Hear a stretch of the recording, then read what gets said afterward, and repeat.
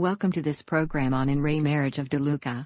I will be discussing the applicable code sections and case law, and I will be adding comments of a practical nature. In Re Marriage of DeLuca, the 4th District Court of Appeal, Division 1, phrased the issue regarding income available for support as follows. Whether a trial court should deduct principal payments a spouse makes on business loans, including loans secured by income-producing property, from income available for support. The Court of Appeal laments that California case law provides little help in addressing the issue. The issue as set forth by the Court of Appeal is broader than the issue in this case, based on the facts of the case. The most important limitation in this case is that husband has sole custody of the party's 2 children, so the issue of support is limited to spousal support. This opinion does not discuss whether the public policy to maximize the amount of income available for child support, which is in the best interest of children, would be part of the various factors that the trial court should consider in determining the answer to the question posed by the Court of Appeal. By the time of this rehearing, one child had become an adult and the other child became an adult shortly after the case was published. A further limitation in this case is that the principal payments are only on loans secured by income-producing real property. The amount of principal payment for loans secured by real property is easy to determine. Whether the principal payments on a business loan, especially one which may involve different payment arrangements, can as easily and clearly be ascertained as another unanswered question. Since business real property is oftentimes held by a limited liability company, you may quickly review the annual IRS Form 1065 filed by an entity with more than one member. Page 5 of that form contains beginning and ending balance sheets side by side. There is a line for mortgage loan balances. Thus it is simple to check for paydowns of mortgage loan balances. If Form 1065 is not available, you may consult real property reporting services such as datatree.com, which report liens and related facts. Kathryn, back to you. The facts regarding the parties' financial situations, as found by the trial court, only pertain to spousal support. Those facts are: husband's self-employment income was $7,281, husband's monthly average income was $25,332 before principal payments were deducted. Wife's income was imputed as $5,000 per month, even though wife had worked as a legal secretary during the marriage and was able to participate in a profit-sharing plan and a 401k plan. She had made no effort to become self-supporting after date of separation.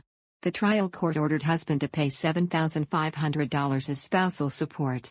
Having discovered the dearth of California case law on the issue, the Court of Appeal looked to sister state jurisdictions for guidance. As would be expected, the jurisdictions are split, some say deductible and others say not deductible, but it is clear from the case in these other jurisdictions that the decision is heavily influenced by the facts of the case. Also, all of the cases cited in this Court of Appeal opinion were child support cases.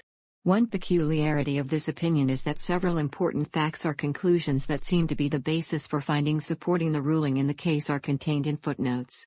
In footnote 7, the inference drawn from a colloquy between the trial court itself and husband seems to be the basis for the finding that husband purchased the Florida property from his sister, instead of concluding that husband had inherited the Florida property, under the settlement of litigation among the siblings regarding their father's estate. The Court of Appeal italicized a portion of footnote 7. For what? For you to buy it? Husband's response reflected his position that the Florida property was his separate property because he inherited it and that the amended agreement to the settlement agreement reflected that. In footnote 13, the Court of Appeal notes that husband refinanced his income-producing properties shortly before separation. The loans were reduced in length to 7 or 15-year loans, thereby significantly increasing the percentage of principal in the total payment amount. In addition, husband purchased a over $2 million home for cash, thereby removing the cash from consideration as an asset to be evaluated in the income available for support issue. Case law has established that equity in a home is excluded from the calculation of income available for support. One way to check for refinances and cash purchases is by consulting a real estate transaction database such as datatree.com. Such resources provide 24/7 on-demand information on sale transactions and financing transactions where real property is security for the loan. Kathryn, back to you. In footnote 14, the Court of Appeal observes that even though the trial court stated that it had considered all the factors of Family Code Section 4320, There was nothing in the trial court's final statement of decision regarding Family Code Section 4320C. This omission is one of the errors alleged in husband's appeal and that the Court of Appeal found required reversal. Inferentially, husband is pointing to his loans as a factor under Family Code Section 4320C, but the Court of Appeal comments that assets are a key factor in determining a party's ability to pay support. It is significant that the Court of Appeal cites in Remarriage of Cheriton, quoting, "It is proper for the court to look to assets controlled by husband, other than income, as a basis for the award of child and spousal support. Be careful what you wish for, you just might get it." At the end of footnote 14, the Court of Appeal states that it will direct the trial court on remand to consider all of the applicable factors specified in Family Code Section 4320. Ultimately, the Court of Appeal punts. It quotes from Fleener v. Fleener, which is a child support case and does not mention spousal support, and states, "Our general rule that the principal portion of a business mortgage payment may be deductible if, in its discretion, the trial court determines that the payment reasonably and legitimately reduces net income for child support purposes. The trial court will retain the discretion to decide if the principal portion of business debt reduction payments is excessive, or assets were acquired to reduce child support payments, or there are other circumstances indicating the principal payments are not reasonable, unreimbursed, or legitimate." The Court of Appeal states, "We conclude that this language in Fleener articulates a reasonable and workable rule for the trial courts faced with the issue of whether principal payments on loans against income-producing properties or business debt in general should be deducted from a party's income available for spousal or child support." In further elucidation of this general rule, the Court of Appeal states that essentially, the totality of the circumstances and whether the disallowing of the deduction would work a substantial hardship on the payer's spouse will dictate the outcome. Footnote 17 cites Family Code Section 4320K, balance of hardships to each party.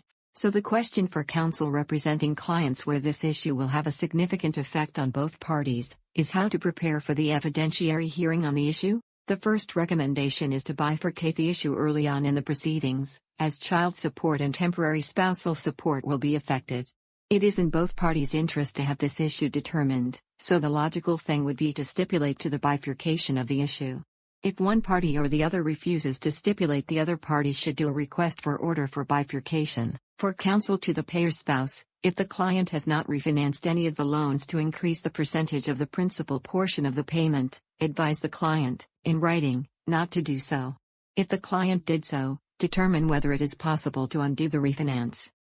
For both counsel, advise their respective clients not to purchase a residence for cash.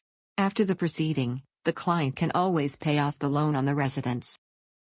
This Court of Appeal opinion criticized husband's counsel for only relying on husband's family law forensic accountant and their tracing to support a finding that the Florida property was husband's separate property. The issue of lender's intent was never addressed, even though husband stated that the only lender's intent that mattered was his sister's. This criticism highlights an ongoing problem in family law evidentiary hearings on any issue that involves calculations by a family law forensic accountant. It is counsel's failure to adequately instruct the family law forensic accountant as to the legal theory or theories that counsel intends to present to the trial court. It is by no means sufficient to tell the family law forensic accountant do a tracing or do an income available for support without any further discussion. That failure also includes counsel's lack of communication about any necessary coordination between the client's testimony and the family law forensic accountant's testimony.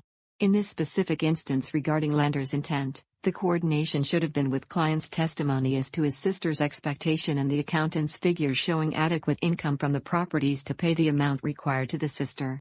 Kathryn, I have a few comments. Communication on a case is better if it is two-way between counsel and the forensic. Forensic accountants must recognize that family law counsel is dealing with many important matters. If the forensic is not receiving information on the case regarding issues, timing, legal elements and due dates, the forensic needs to speak up.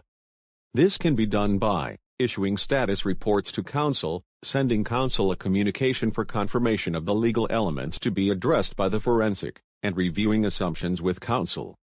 Kathryn, back to you. There are a number of significant factors that are not addressed. Why did husband have sole custody of the children? Why was approximately $7,000 per month an inadequate amount for the support of the children, as claimed by husband, and how was that amount arrived at? Why wife could not be self-supporting?